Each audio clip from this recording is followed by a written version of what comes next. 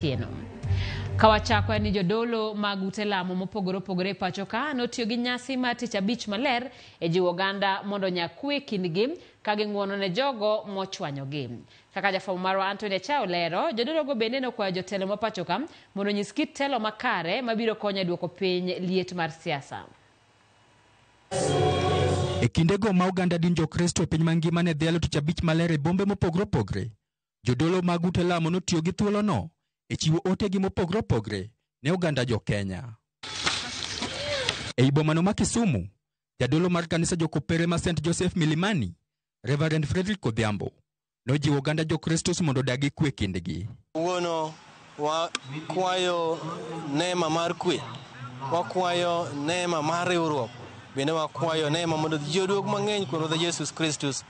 Thone ok en mor mar chiemo, thone en mor mar yawonwa dho polo kano tho nikech richo. To e bomano ma Mombasa, Archbishop mar kanisa jokopere e kaunti no, Martin Kivuva, okoni piny owacho nego wuog oko motegno mar kedo gi weche mag mibadhi mokoni pod ogurore pacho ka. Tunaomba nchi tuipendayo ambao kila moja anapenda mwenzake. Uongozi unakuwa unajipeleka mbali sana na ufisadi na mambo ambayo yanahusu uvujaji wa hela za nchi. Ne oseyo jotelo mikoni chal ni tiyo gi rowere e nyayo tulo, ka bende okwayo rowere mondo miyo tangi josiasa makidek tiyo kodgi e weche mag rocho arita. Naeleweka kwamba kuna vijana wananunuliwa kuingia magengi, makundi, goons kwa sababu ya hela au kwa sababu anataki fulani au ana jambo fulani.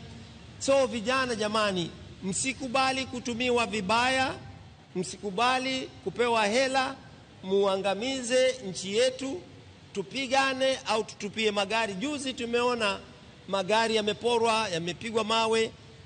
Hii haifai. Paro mare noriw kod Archbishop mar kanisa jokopere ma Nairobi Diocese, Philip Anyolo, manokwayo jotelo ma pacho ka mondo nyis kit telo makare kanokwayo gi mondo githegre gi mibadhi.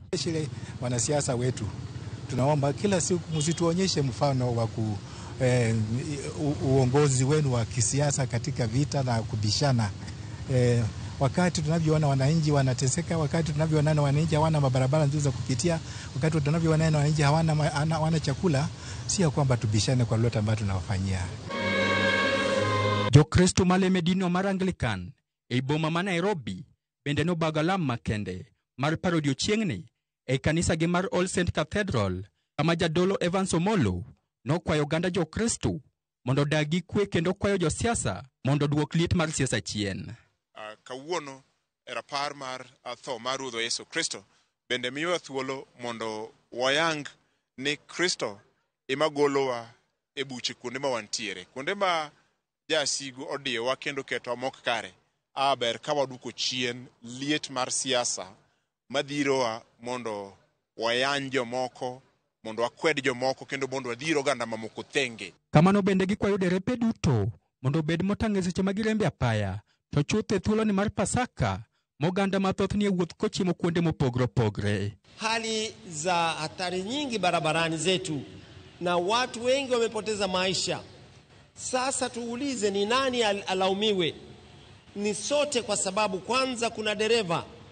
Wanaomba wawe waangalifu katika kusafirisha abiria au mali ya wowote tariji yote yule barabarani, na sisi tuwe waangalifu ambao tunaotembea au tunaendesha magari.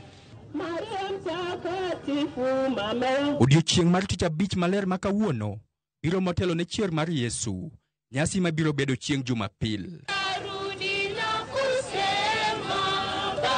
Mana kaka Ruodhwa Yesus Kristus noyie mondo tho ne richo dhano, oganda e piny mangima okwo odiochieng' ma kawuono mondo owene jowetegi richogi. Anthony Achayo, Ramogi TV, Nairobi.